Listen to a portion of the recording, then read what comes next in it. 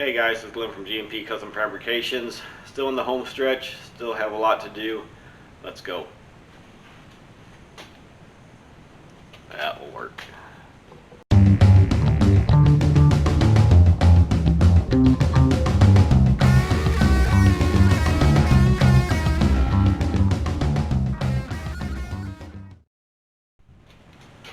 Good morning, everybody. So what I'm going to start with first, in troubleshooting, I realized that I had a vacuum leak. I had a lot of guys suggest checking different things. Nobody came up with this one.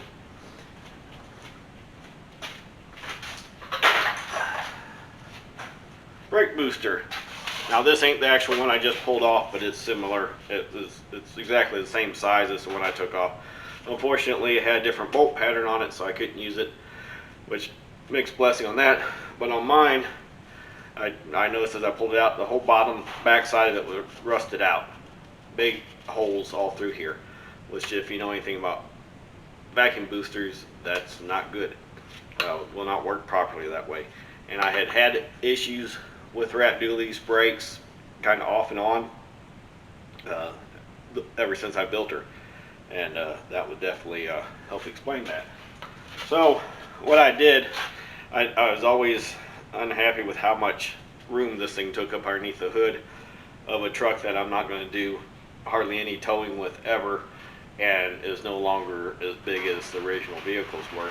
So I had the opportunity, had to get a new booster anyway, so I went with this one. It's off of a Ford Ranger. You can see the size difference here. About, save quite a bit of space there. There we go. About half as much room in the engine compartment. It's about the same diameter. Yeah, maybe a little bit smaller around, but definitely clean up the engine compartment. And I'm convinced that it's not gonna, the other brake booster wasn't working, so having one off of a Ford Ranger, I think I'm gonna be blown away with how good it works.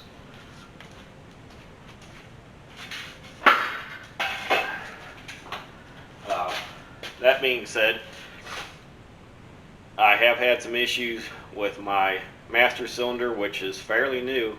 I don't think it's over 2 years old, but it does go through long periods of time of just sitting. I've been losing fluid out of the front chamber, and I'm not noticing leaks under the trucks, and then my wheel cylinders are leaking. So either if it was leaking into the master cylinder, then the back of my if it was leaking into the brake booster, then I know I got bad seals in the back of my master cylinder. Or, as the guy at the auto parts store suggested, he's seen them where fluid goes from one chamber into the second chamber, and that it actually is sucking out of the second chamber into the master cylinder, but because it's drawing it all through, or drawing it out of the back chamber into the brake booster, but because of the way it is, it sucks the first one empty, and all that fluid goes through to the second one and then on out the back. So although I wasn't seeing any brake fluid in my vacuum line, there was some dripping coming out of the bottom of the brake booster. Or off where the master cylinder bolts up to the brake booster, there was some wetness down in here. So I suspect the back of it's bad. So I also, because this is Ford Ranger, and I just dumped a bunch of money on this, I wasn't going to go ahead and dump a bunch of money on the master cylinder if this one's repairable. But the distance on these holes for these studs is off just a little bit. So I'm going to end up putting it in the vise, tear it down, see if there's some rust in there that's causing it to leak. And while I got it out, I'll go ahead and move those holes inward a little bit, just enough that this will fit up to it. Okay. Also, I had footage of some of the troubleshooting I was doing with the oxygen sensor and the water temperature sensor and different stuff. And I went to edit and there was nothing on my card. So I'm going to stop this one right now, verify that it's been recording, and we'll move on from there. Okay, I went ahead and pulled the C-clip out the end of the master cylinder. You can see it here. Pull that out.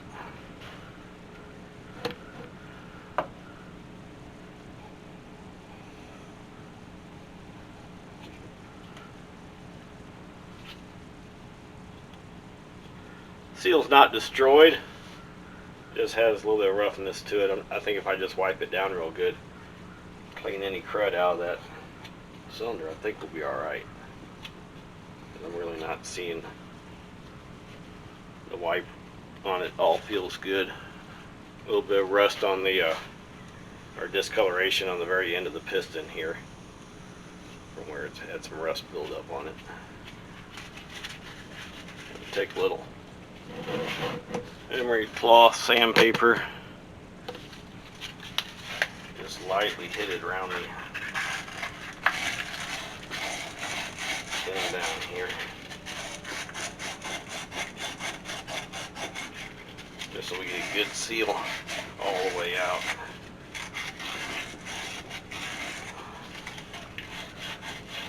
Now they make hones, like cylinder hones, that you can use to clean these up, but this one's not that bad. That would not be necessary. Like I said, this thing's only a couple years old. Hasn't been on there that long. But when it comes to rust, not using it is probably the worst thing I could do.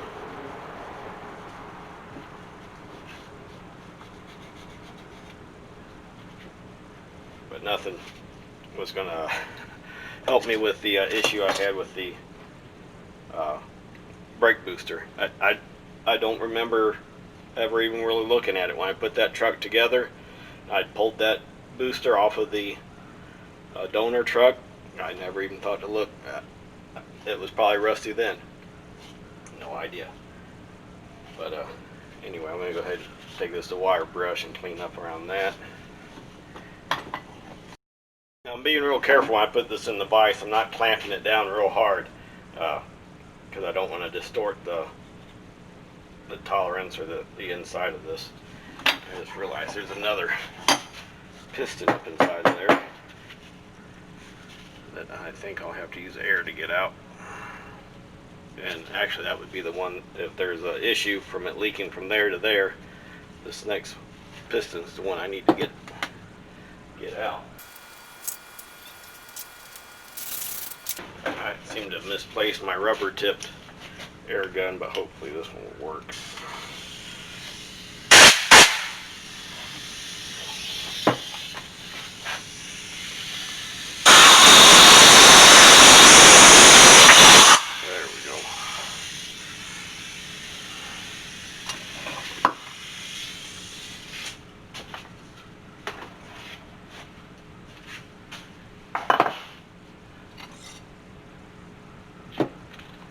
It don't look bad either, not the cleanest. This is where having a hone to go down in there would be handy, because I can't see, much less work down in there. If there was any roughness or rust or anything, there's no way I could get to it. So we'll have to go off of. In fact, I got those cleaned up, and hopefully it was leaking out here, and that's hopefully all it was. Let's see if I can get my distance here, what I need. I have an assortment of carbide bits, or whatever they're called.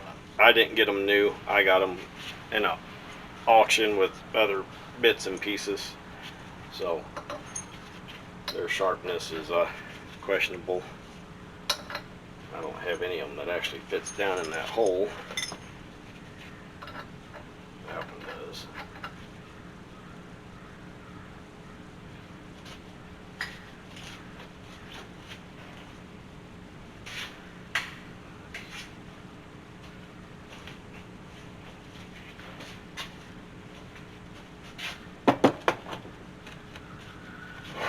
Get a measurement on exactly how much I need to get. I know this is pretty fancy for me. Pretty precision. Hole spacing roughly 3.5. Inside is 2.8, which means my hole needs to end up. There's a chamfer on the inside of that. It needs to go to the edge of that chamfer. It's almost 1/8 of an inch. My math is right.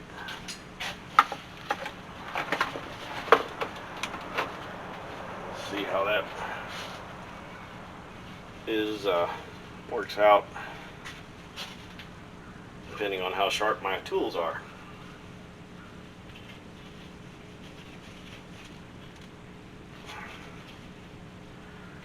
Let's see.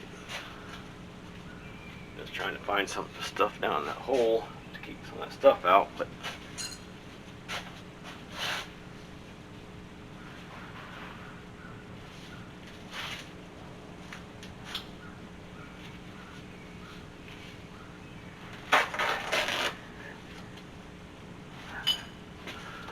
one properly sized rag.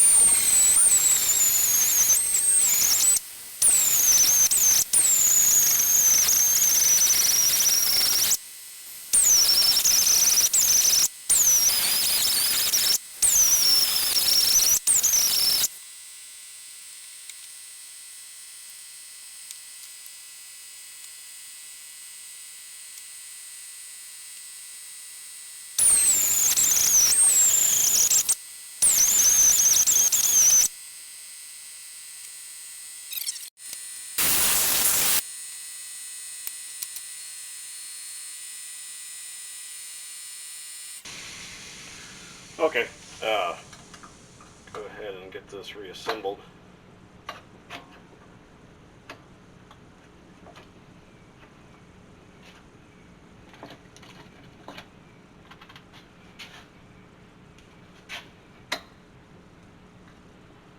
I'm gonna need a clamp for that.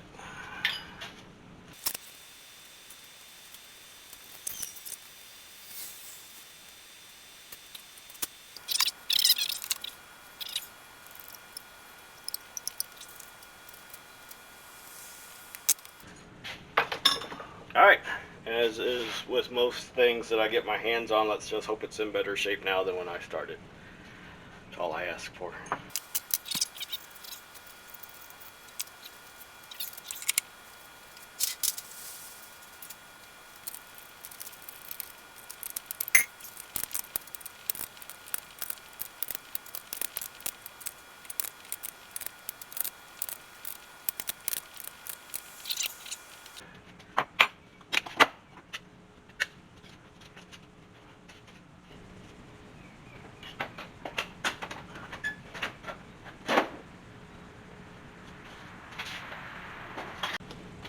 Alright, so I got the master cylinder back in, got it all mounted up, got it filled up. I bench bled it best I could so that I knew fluid was up on top side of it. I called my dad to come over and help me bleed the brakes. He's retired and likes, filling his time doing stuff like this.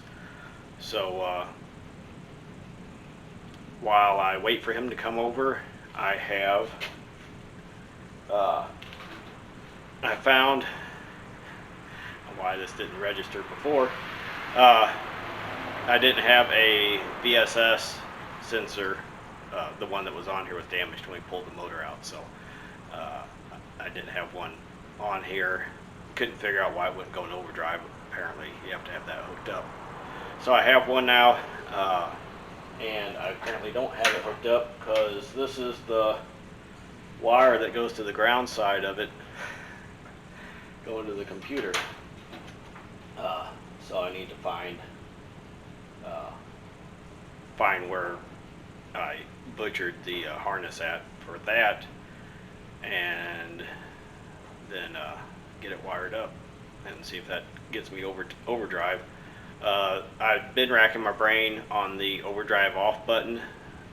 I'm not sure that that's even going to be an issue. I don't see a lot of cases where I'll need that. Well, if I tow anything, if I end up towing sketchy like I have with a tow bar, flat towing it, then I want the overdrive off option. But 90% of the time I'm gonna want overdrive. So anyway, I'm gonna put the call into him, and while I'm waiting on him, I'm gonna crawl underneath there. And I was thinking there's something else to do while I was under there. I can't remember now what it was. Something else when I was under the truck I was gonna do. No idea. Oh, yeah, I know. Okay, if you watched the, I think it was day 9 video, where I kind of recapped and made improvements on my shifter that I made.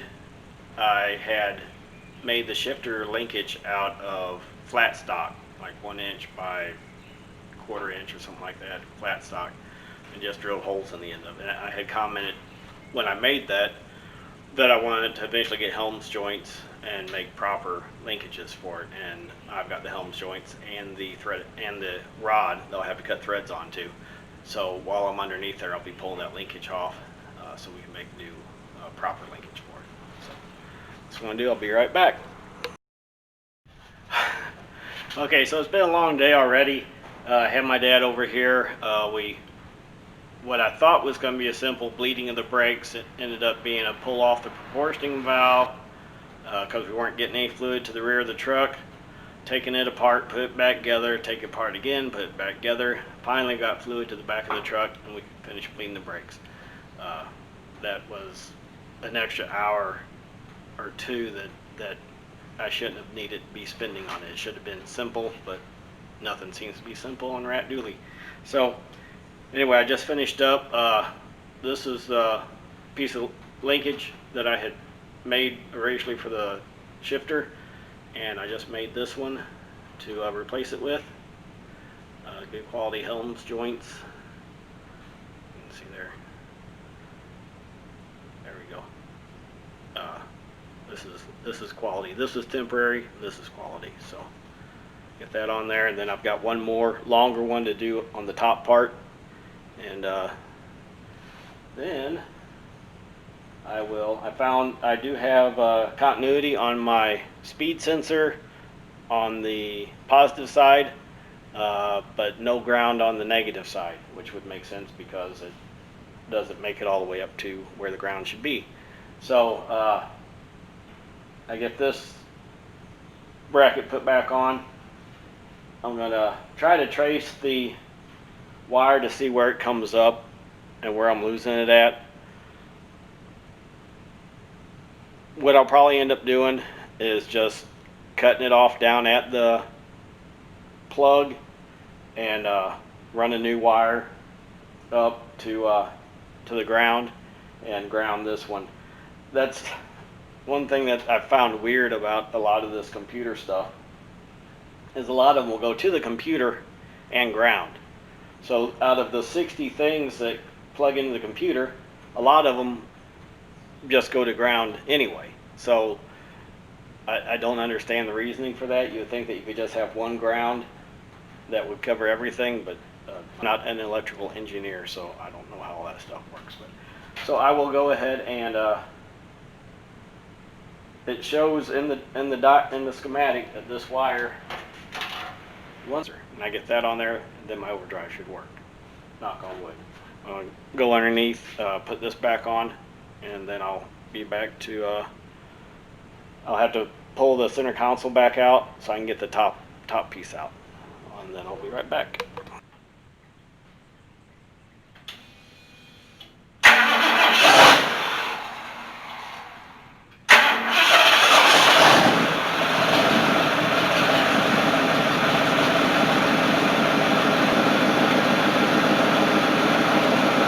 I think it's time for a road trip.